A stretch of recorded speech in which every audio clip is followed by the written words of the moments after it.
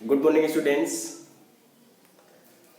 आज का क्लास बहुत ही इम्पोर्टेंट है। क्या है हम उसको देखते हैं, ठीक है। तो बट इसके पहले हम ये समझते हैं कल हमने क्या स्टडी किया था, ठीक है। उसको थोड़ा सा रिवाइज कर लेते हैं, ओके। तो कल का क्लास था इलेक्ट्रिक फ्लक्स के बारे में पढ़ा गया था।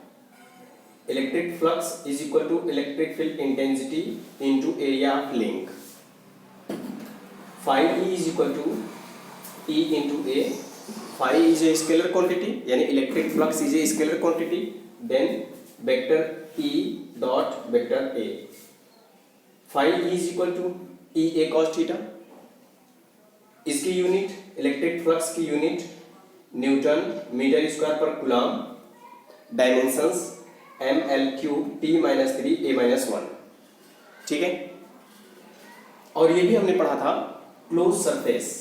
तो क्लोज सरफेस क्या होता है? कोई भी हमारा सरफेस हो, ठीक है, वो कैसा है? क्लोज हो। ये हमारा कमरा है, चारों तरफ से क्लोज हो, खिड़की दरवाजे सब क्लोज कर दो, ये हुआ हमारा क्लोज सरफेस। एक बैलून है, वो भी हमारा कैसा है? क्लोज। फुटबॉल है, वॉलीबॉल है, तो इस तरह से हमारे होते हैं क्लोज सरफेस, ओके। तो ये क्लोज सरफेस हुआ।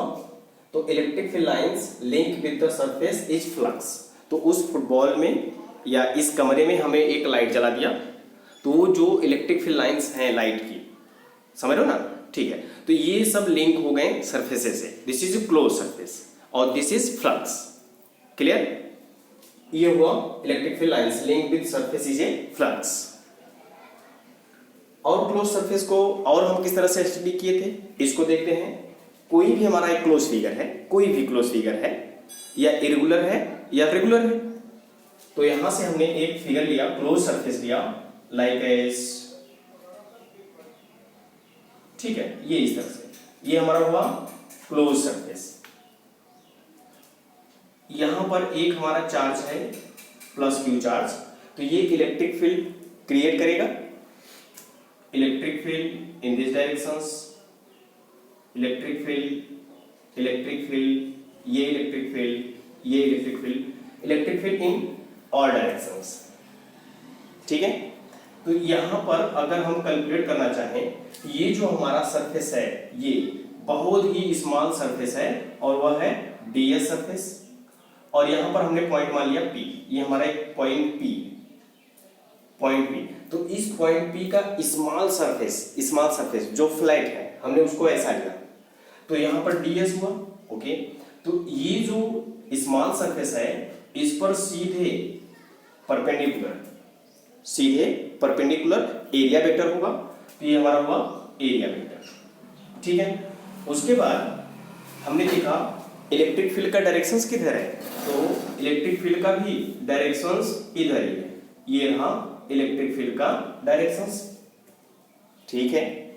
और electric field E and area vectors A के बीच जो एंगल है वह है थीटा एंगल है।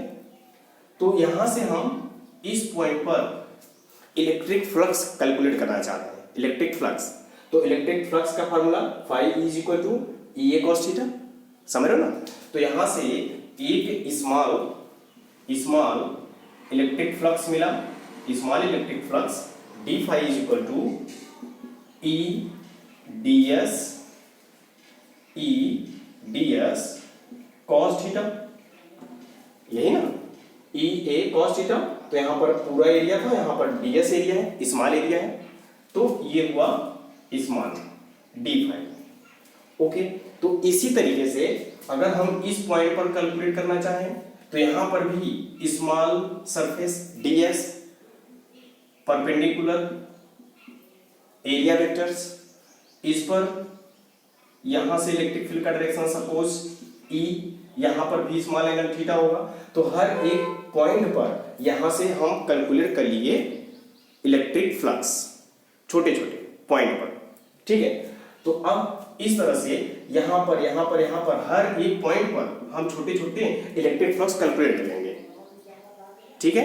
तो अब क्या करेंगे, अगर हम इस पूरे क्लोज सरफेस का एरिया इलेक्ट्रिक फ्लक्स कैलकुलेट करना चाहेंगे, तो इन सब छोटे को क्या करना पड़ेगा? ऐड करना पड़ेगा, ठीक है।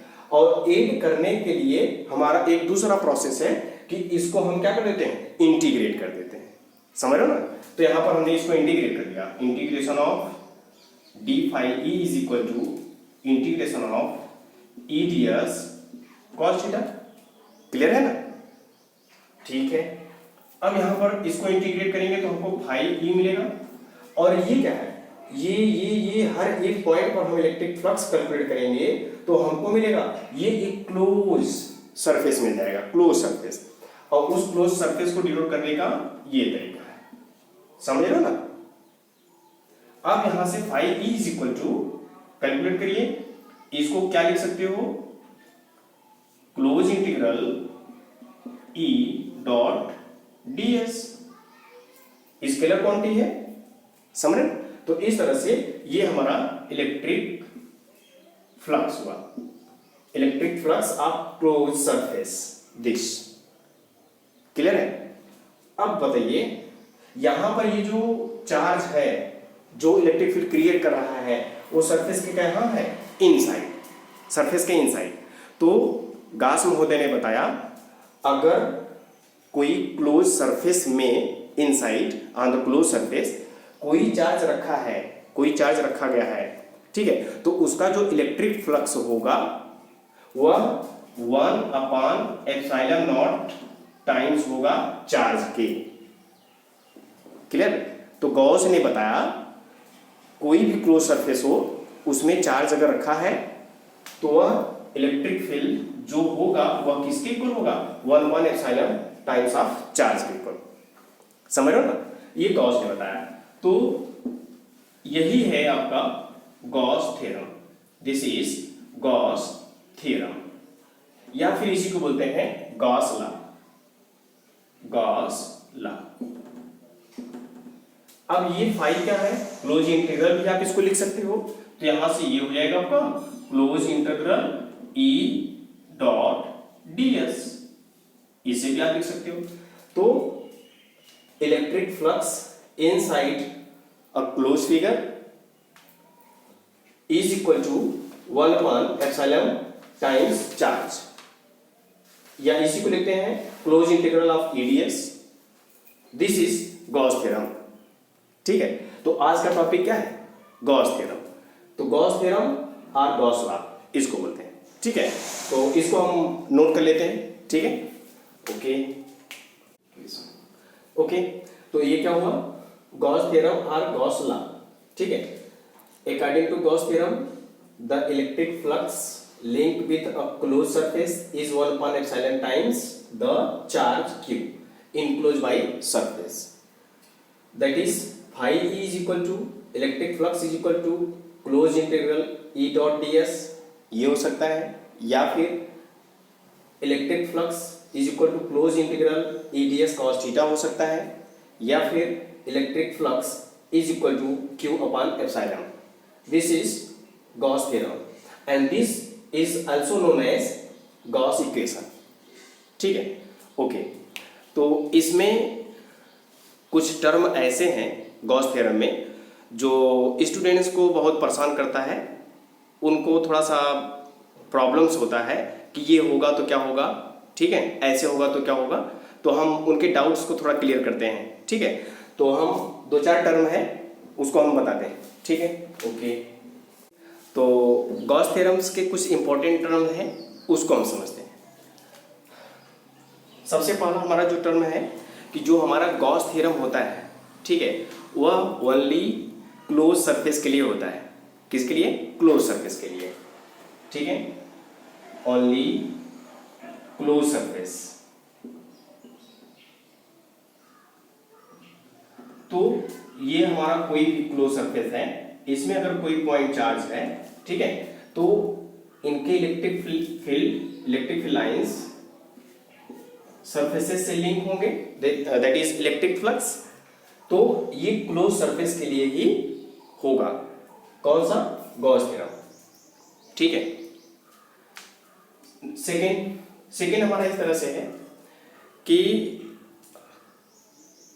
जो हमारा क्लोज सरफेस है, क्लोज सरफेस, सपोज ठीक है। इसमें जो इलेक्ट्रिक फ्लक्स बनेगा due to inside the charge, inside the charge, inside charge suppose Q1 है, ठीक है। अब उसके बाद इसी में एक और हमारा चार्ज है +2Q, +2Q, और एक हमारा और यहां पे चार्ज है -5Q, और भी कोई हमारी चार्ज यहां पर सपोज +3Q। ये इस तरह से क्लोज सरफेस में चार्जेस हैं।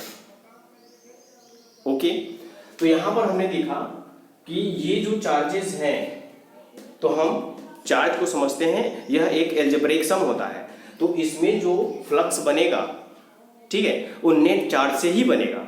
तो इसका नेट चार्ज क्या होगा? तो नेट चार्ज होगा सबका सम, अलजेब्रिक सम। तो +3 +2 +1, 3 2 5 1 6, ये हुआ 6Q प्लस -5Q माइनस, तो क्या मिला आपको? +Q। तो +Q की वजह से इस क्लोज इंटीग्रल में इलेक्ट्रिक फील्ड लाइंस लिंक होंगे सरफेस पे, that is electric flux due to +Q। Clear है? तो ये हमारा सेकेंड टर्म है। और जो चार्ज होंगे, सपोज बाहर हमारे कोई चार्ज है +Q -Q, ठीक है, तो इससे हमको कोई लेना नहीं है, इससे कोई इफेक्ट नहीं पड़ने वाला है बाहर के चार्जेस से। तो यहां पर हमारा फर्स्ट था पहले के लिए, this for close surface only, all the charges inside consider Q1 + Q2 + Q3, ये डॉट डॉट डॉट, ये इस तरह से, ठीक है। अब इस तरह से तीसरा हम समझते हैं, जो आउटसाइड चार्जेस होते हैं, आउटसाइड, ठीक है, उनसे कोई इफेक्ट नहीं पड़ता, इसको हम समझते हैं। Okay, 1 second.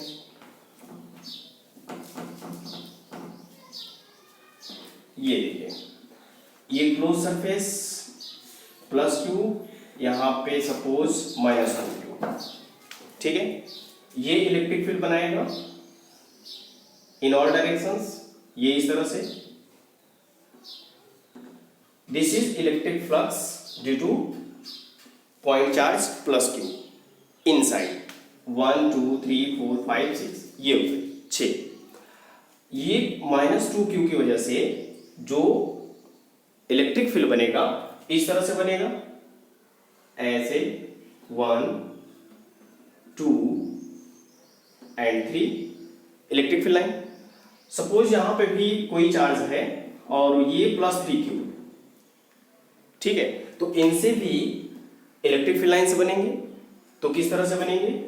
ऐसे, ये इलेक्ट्रिक फील्ड लाइन बने, इससे लिंक हुआ, ठीक है। बट ये ध्यान देंगे कि यहां पर ये जो इलेक्ट्रिक फील्ड लाइंस बनाएगा, यहां इस सरफेस में इन तो होगा, इन हुआ, फिर यहां पर आया आउट हो गया, यहां से क्या हुआ? इन, फिर यहां से क्या हो गया? आउट, बाहर चला गया, ठीक है। फिर से यहां से ये जो इलेक्ट्रिक फील्ड लाइंस है, ये भी इन हुआ, बट यहां से ऐसे क्या हो गया? आउट हो गया। फिर से ये जो थर्ड है, ये भी इस तरह से गया और यहां से हुआ इन किया, बट यहां से आउट हो गया। तो कितने इन हुए? 3, कितने आउट हुए? 3, ड्यू टू +3 चार्जेस, ठीक है। अब 3 अंदर 3 बाहर, कोई इफेक्ट पड़ा? नो। तो ये जो +Q चार्ज है, इस पर जो 6 लाइंस बन रही थी, 6 फ्लक्स बन रहे थे, ठीक है, उस पर कोई इफेक्ट नहीं पड़ा, इधर से इन, इधर से आउट, क्लियर? ओके। अब यहां पर देखिए, ये जो -2Q था, सपोज ये जो इलेक्ट्रिक फील्ड लाइंस थी, इसको अगर हम देखें तो कहीं ना कहीं से ये आए हुए हैं ऐसे, तो ये यहां से हुआ इन और यहां इस पे आ गया -2 पर। फिर ये वाला जो है, ये भी कहीं से, ये हुआ इन, ये हुआ यहां से आउट, फिर ये -3 वाला, फिर से यहां से कहीं से इन हुआ, कहीं से आउट, समझ रहे ना? तो जितने इन हो रहे हैं उतने आउट हो रहे हैं। तो कोई इफेक्ट प्लस क्यू की वजह से जो लिंक हुआ है इफेक्ट पड़ेगा क्या? नहीं, समझ रहे हो ना? तो यही है हमारा थर्ड। ये जो आउटसाइड के चार्जेस होंगे फ्लक्स तो बनाएंगे बट उनसे कोई इफेक्ट नहीं पड़ेगा, ठीक है? ओके, तो ये है charge outside makes the flux but net flux is only due to the inside the charge. जो अंदर के चार्ज होगा उसी के चार्ज की वजह से इलेक्ट्रिक फ्लक्स कैलकुलेट होगा in close surface. Clear? Now next, ठीक है, नेक्स्ट जो हमारा है use the Gauss theorem with symmetrical surface. Symmetrical surface, symmetrical surface को एक और हम नाम दे देंगे गॉसियन सरफेस। कौन सरफेस? Gaussian surface. तो इस गॉसियन सरफेस को, सिमेट्रिकल सरफेस को, सिमेट्रिकल सरफेस मींस याद आ रहा है सेम होगा, एंगल सेम होगा, इंटेंसिटी सेम होगी, इस तरह से, ठीक है? तो इस गॉसियन सरफेस को, सिमेट्रिकल सरफेस को हम अभी कल की क्लास में या परसों की क्लास में होगा, इसको हम अच्छे से सीखेंगे कि गॉसियन सरफेस क्या होता है, किसको कहते हैं, उसकी कैरेक्टरिस्टिक्स क्या होती है, ठीक है? तो ये हमारा हुआ सिमेट्रिकल और Gaussian surface. Clear? Now fifth, Gauss theorem depends on inverse square law. तो जो गॉस थ्योरम है ये इनवर्स स्क्वायर लॉ को फॉलो करता है। इस तरह से जो हमारा इलेक्ट्रिक फील्ड था, electric field 1/4 pi epsilon not Q upon R square, तो 1/r square, this is the inverse square law. Coulomb law में मिला था F is equal to 1/4 pi epsilon not Q1 Q2 upon R square, this is inverse square law. समझ रहे हो ना? तो इसी तरीके से कहीं कहीं हमारा गॉस थ्योरम जो है वह इनवर्स स्क्वायर लॉ को फॉलो करता है। अभी हम आपको बताते हैं कि गॉस थ्योरम किस तरह से इनवर्स स्क्वायर लॉ को फॉलो करता है, ठीक है? तो हम अब नेक्स्ट जो हमारा टॉपिक होगा वह होगा, हम गॉस थ्योरम का छोटा सा एक प्रूफ है उसको देख लेते हैं, ठीक है? ओके, तो इसको इरेज करें। Okay, next proof, Gauss theorem का हम प्रूफ करते हैं, किस तरह से प्रूफ करेंगे इसको, ठीक है? बहुत इजी है, छोटा सा इसका डेरिवेशन है, ठीक है? Consider an imaginary surface. हमने कोई इमेजिनरी सरफेस मान लिया, कोई भी, सिलिंड्रिकल हो, स्फेरिकल हो, क्यूबाइड हो, क्यूब हो, कोई भी हमने सरफेस मान लिया, क्लोज सरफेस। तो हमने क्लोज सरफेस सपोज किया स्फेयर है, sphere in the shape of sphere such that plus q charge lies at on the center of sphere। Clear? और इस स्फेयर का जो रेडियस है r है, ठीक है? तो यहां पर ये प्लस q चार्ज, तो ये इसका क्या होगा, रेडियस r। सपोज ये पॉइंट है हमारा p पॉइंट r डिस्टेंस है फ्रॉम सेंटर यानी प्लस q से।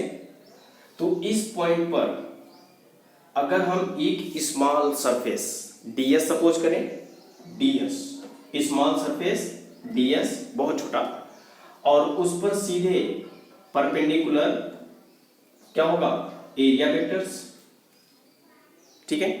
और एक वर्ड और ये याद रखिएगा, जब भी हमारा कोई क्लोज सरफेस होगा, क्लोज सरफेस, तो उसका एरिया वेक्टर ऑलवेज आउटसाइड होगा, आउटसाइड, ये बात याद रखिएगा।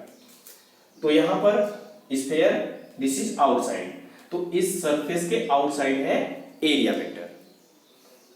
और इलेक्ट्रिक फील्ड का डायरेक्शंस, इलेक्ट्रिक फील्ड का डायरेक्शंस यही होगा, यही इलेक्ट्रिक फील्ड का डायरेक्शंस है और यही एरिया वेक्टर का डायरेक्शंस है, और इनके बीच एंगल जो है वह क्या है, थीटा है, और वह कितना होगा, 0 डिग्री होगा on same directions, theta is equal to 0 degree.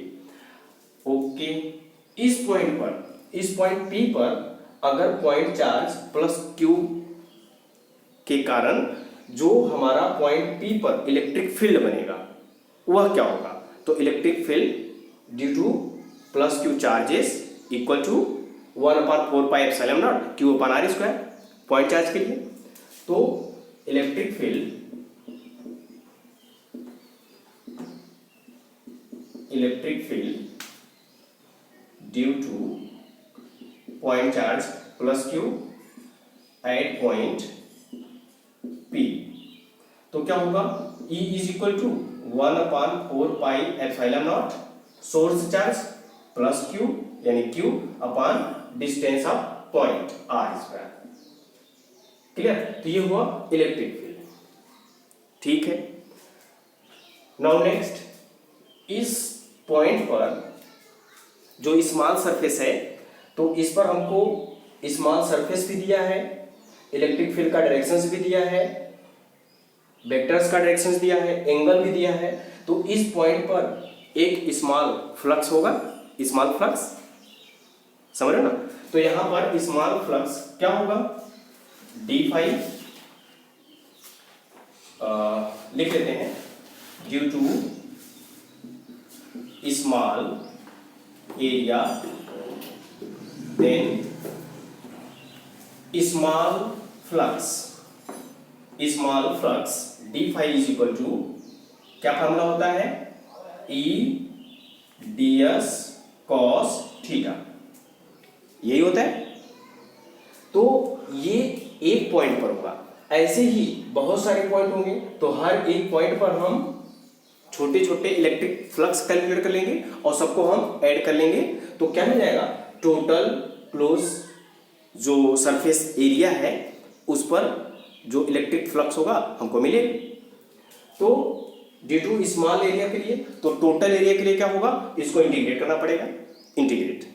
तो हम इसको इंटीग्रेट करते हैं, for total surface area, total surface area. तो टोटल सरफेस एरिया के लिए इसको इंटीग्रेट करना पड़ेगा, सपोज इट इज फर्स्ट, तो integration of d∅ is equal to integration of E ds cos theta. अब यहां पे थीटा इक्वल टू है क्या, 0, ठीक है, तो cos 0 का वैल्यू 1। तो यहां से मिला आपको phi E is equal to E ds यानी इंटीग्रेशन ऑफ ds,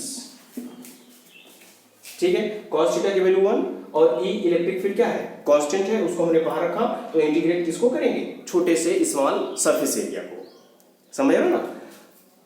तो phi E is equal to E का वैल्यू फ्रॉम फर्स्ट, तो E is equal to 1/4πε0 Q upon r² into integration of ds, ठीक है।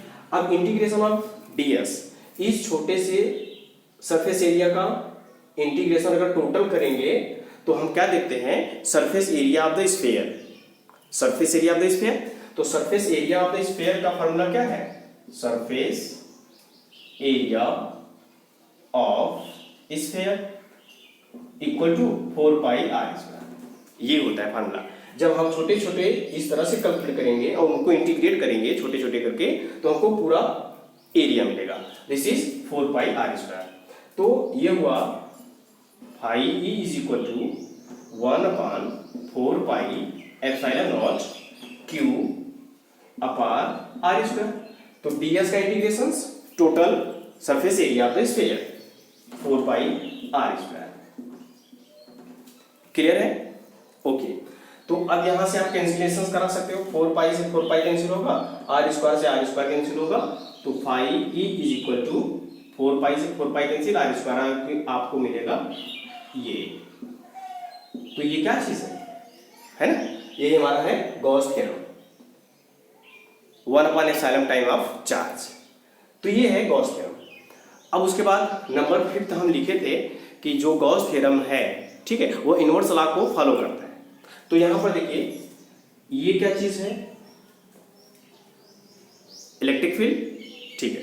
तो इलेक्ट्रिक फील्ड ये है, तो इसमें हमने देखा ये आपका है 1/r², ये किसको फॉलो कर रहा है, तो आंसर है इनवर्स स्क्वायर लॉ को फॉलो कर रहा है।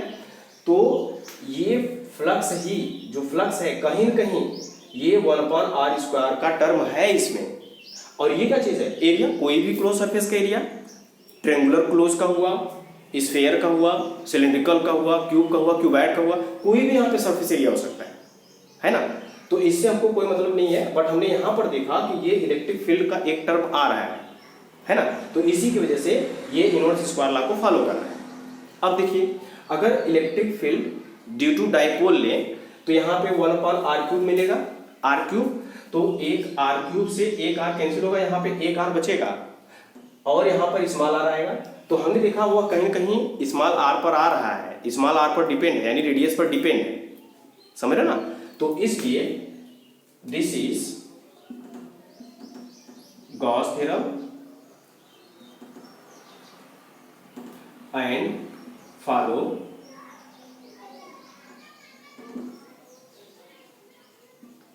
The inverse square law.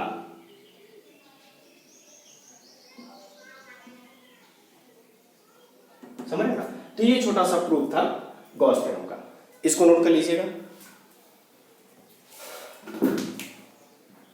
हो गया, ठीक है। तो हम इस पर बेस से एक न्यूमेरिकल्स करते हैं, ठीक है, ओके।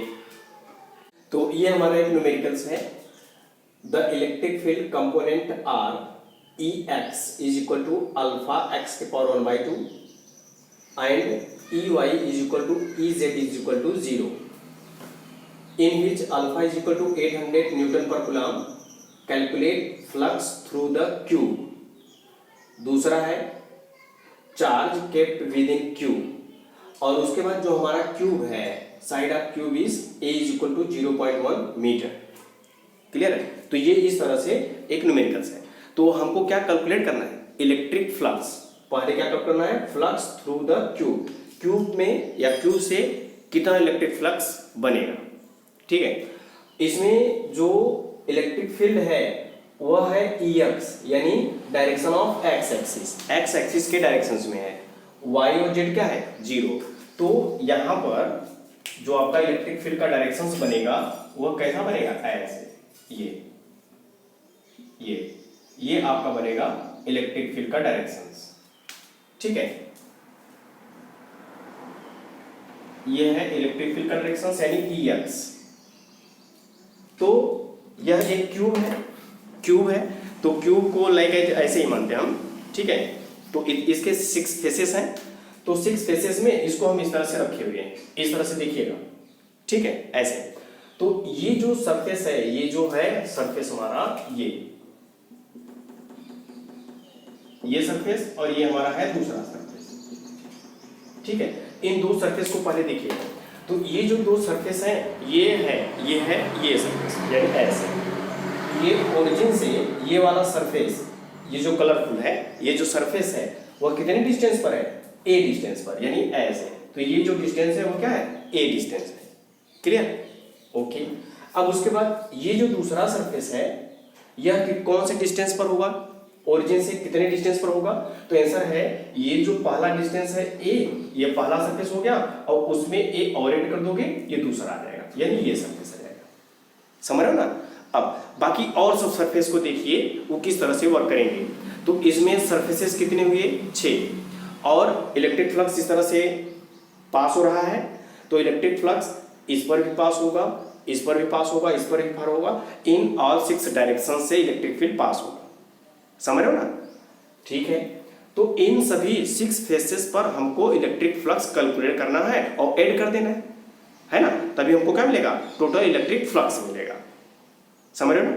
तो इस तरह से हमारा एक क्लोज सरफेस का फॉर्मूला पढ़े हो ना।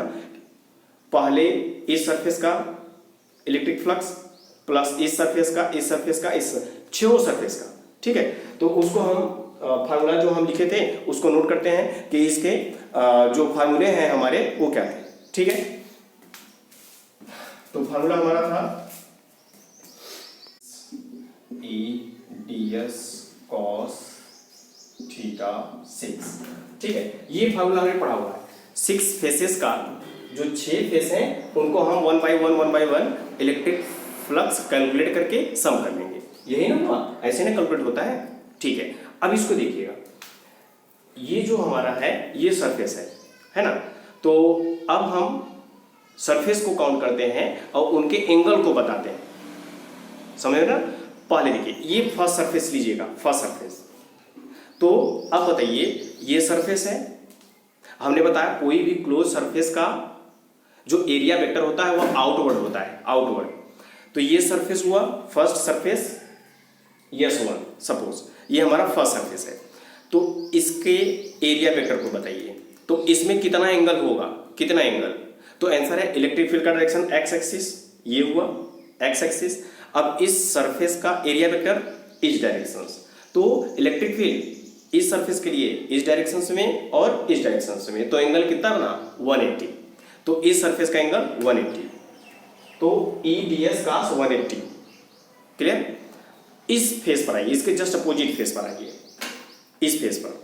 तो इस फेस पर इलेक्ट्रिक फील्ड का डायरेक्शन एक्स एक्सिस ये रहा, समझ रहे हो ना, ठीक है। अब ये हुआ इलेक्ट्रिक फील्ड का डायरेक्शन। अब सरफेस के एरिया वेक्टर को बताइए, तो ये सरफेस है, इसका एरिया वेक्टर्स ये, तो हमने देखा ये इसका एरिया वेक्टर्स, ये एरिया वेक्टर्स, और ये जो पेन है आपका ये है इलेक्ट्रिक फील्ड। तो दोनों का डायरेक्शन कैसा हुआ, दोनों का डायरेक्शन सेम हुआ। तो बताइए एंगल क्या होगा 0 डिग्री। तो अब दूसरे सरफेस के लिए कास जीरो का वैल्यू 1, और यहाँ पर कास 180 आएगा, और कास 180 की वैल्यू -1। तो यहाँ से ये दो हमको सरफेस मिले। अब बाकी जो बचे 4 सरफेसेस हैं उनको समझिए। तो अब देखिए इस सरफेस को लीजिए, ऊपर वाला, ठीक है। तो ये रहा किसका डायरेक्शन, फील्ड का डायरेक्शन। और अब इसके एरिया वेक्टर को बताइए, आउटवर्ड होगा, ये रहा। अब दोनों का एंगल 90 डिग्री, तो cos 90 इक्वल टू 0। तो इस सरफेस का फ्लक्स क्या हो गया 0, ठीक है। अब इस पर आइए, इस पर देखिए, ये हुआ इलेक्ट्रिक फील्ड का डायरेक्शन एक्स एक्सिस, और ये रहा आपका एरिया वेक्टर। एंगल बताइए 90 डिग्री, तो इसका भी फ्लक्स क्या होगा 0 होगा। सिमिलरली और नीचे आइए, इस सरफेस पर आइए, इलेक्ट्रिक फील्ड का डायरेक्शन एरिया वेक्टर्स, एंगल बताइए 90 डिग्री, ये भी क्या हो गया cos 90 0 हो गया। फिर इसके पीछे आइए, यानी ये वाला ऐसा, ये है ना, तो ये फील्ड का डायरेक्शन और ये एरिया वेक्टर्स 90 डिग्री क्या हो गया 0। तो 4 सरफेसेस जो हमारे हैं 0 बना लिए, क्योंकि उनके जो बीच एंगल है ई और ए के 90 है, तो cos 90 इक्वल टू 0, समझ रहे ना। तो हमको सिर्फ और सिर्फ 2 सरफेसेस लेने हैं, ओके। तो यहाँ पर 2 सरफेसेस आपके हुए, हमने E1 और S1 और S2 को ले लिया, बाकी ये सब 4 क्या हो जाएंगे 0, समझ रहे ना। तो इसको अब हमको लिखने की जरूरत नहीं है, नहीं लिखेंगे। तो यहाँ पर अब हमको मिला phi E is equal to surface S1 E ds cos θ1 plus surface 2 E ds cos θ2, और बाकी सब क्या हो गए 0, 1 प्लस ये सब हमारे 0 हो गए। क्यों 0 हो गए, cos 90 इक्वल टू 0, ओके। अब इसको देखिए फाई E, सरफेस 1 को देखिए, सरफेस 1 पर देखिए ये क्या है E, तो E क्या है आपका x एक्सिस पर E है, ये है x एक्सिस, तो Ex is equal to alpha, E के प्लेस पर लिखोगे आप अल्फा इंटू x। अब x का वैल्यू बताइए, x एक्सिस पर डिस्टेंस इस ओरिजिन से इस सरफेस का, पहला वाला सरफेस का, ये हुआ आपका S1 और ये मान लो S2, तो इसके बीच का डिस्टेंस क्या है, x एक्सिस पर डिस्टेंस क्या है a, तो यहां पर हम रख देंगे a। तो ये हुआ a के पावर 1/2, क्लियर। और ये हुआ आपका ds। अब cos θ1, तो θ1 क्या था 180, ये हुआ आपका 180 प्लस सेकेंड सरफेस के लिए E का वैल्यू क्या होगा, देखिए E का वैल्यू यही है x एक्सिस पर ही, ये हुआ अल्फा। x, अब x का वैल्यू बताइए दूसरे सरफेस के लिए, x का वैल्यू क्या है, पहले सरफेस के लिए ओरिजिन से a डिस्टेंस पर पहले से ही था, और ये डिस्टेंस उस क्यूब की, तो ये a प्लस a 2a, तो यहां पर x का वैल्यू 2a के पावर 1/2 ये हो गया। और ये हुआ आपका ds। अब cos θ2, तो इस पर थीटा की वैल्यू क्या होगी 0, सेम डायरेक्शंस में, तो ये हुआ 0। Phi E is equal to alpha constant है, a कांस्टेंट है, और cos 180 की वैल्यू -1, तो यहां पे आ गया -1 अल्फा कांस्टेंट a के power 1/2 constant integration of ds, clear, plus ये और ये सब कांस्टेंट है, cos 0 का वैल्यू 1 और ये ds का इंटीग्रेशन कर देंगे अल्फा 2a के power 1/2 into integration of ds, ये रहा, ठीक है। अब हम इसको इंटीग्रेट कर देते हैं, इंटीग्रेट करिए तो माइनस अल्फा a के पावर 1/2 ds इस पहले वाले सरफेस का, यानी surface number 1, surface number 1, surface number 2, ये इस तरह से है, ठीक है, राइट कर सकते हो इसको 2। तो सरफेस नंबर 2, सरफेस नंबर 1, तो सरफेस नंबर 1 यानी ये जो सरफेस है इसका हमको एरिया कैलकुलेट करना है। तो ये लेंथ इसकी क्या है a, ब्रेथ भी क्या है a, तो a इंटू a स्क्वायर, तो ये हुआ आपका a स्क्वायर, ठीक है, प्लस अल्फा 2 मीन्स व्हाट, 2 के पावर 1/2, 2 के पावर 1/2 का मतलब √2 इंटू a के पावर 1/2 इंटू, अब इस सेकेंड सरफेस का भी वही होगा a स्क्वायर, तो ये हुआ आपका a स्क्वायर, क्लियर है, ओके। तो अब हम इसको सॉल्व कर लेते हैं, ठीक है, यहां पर आते हैं, तो phi e is equal to a square into a के पावर 1/2, बेस सेम है, पावर ऐड हो जाएगा, तो 2 2 जा 4 1 5, तो ये हो गया a के पावर माइनस अल्फा a के पावर 5/2, ठीक है, प्लस ये हो गया आपका √2 अल्फा इंटू सेम यही है a के पावर आपका हो जाएगा 5/2, क्लियर है ना। इसको और कैसे लिख सकते हो, तो phi e is equal to, इसमें कुछ दिख रहा है आपको, अल्फा a के पावर 5/2 कॉमन, अल्फा a के पावर 5/2 कॉमन, तो हमने ले लिया अल्फा a के पावर 5/2 कॉमन लिया, तो यहां पर देखिए क्या बचेगा, √2, ये प्लस है, इसको हमने पहले लिख लिया, +2 माइनस यहां पे 1, तो phi e is equal to, ये हुआ आपका अल्फा, और इसको क्या लिख सकते हो, √a के पावर 5, √ मतलब पावर 1/2, तो ये हुआ 5/2 इंटू आपका हुआ √2 का वैल्यू होता है 1.41, तो 1.41 में से 1 घटाओगे तो ये आपको देगा 0.4, √2 का वैल्यू 1.14, तो लगभग 1.4 लेते हैं, तो वहां पे 1 माइनस करेंगे 0.4 आएगा, क्लियर है, ओके।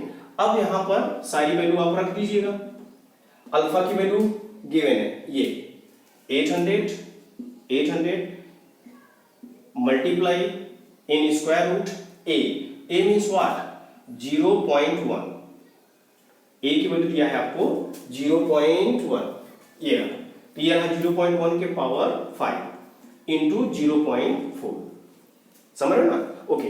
तो यहां पे 0.1 का कितनी बार मल्टीप्लाई है, 5 बार मल्टीप्लाई है, तो 5 बार मल्टीप्लाई में अगर हम 2 का पेयर बनाएंगे तो 0.1 बाहर आएगा, फिर 0.1 बाहर आएगा, 2 बार 0.1 बाहर आएगा, तो एक √, में यहां बचा रहेगा √0.1, ये तो 0.1 एक बचा रहेगा, बाकी 0.1 इंटू 0.1 ये बाहर आ जाएगा, पेयर बनाएंगे, ये 2 बाहर आ जाएगा, ये √, रहेगा, तो ये हुआ 0.1 इंटू 0.1, और इसको हम ले लेते हैं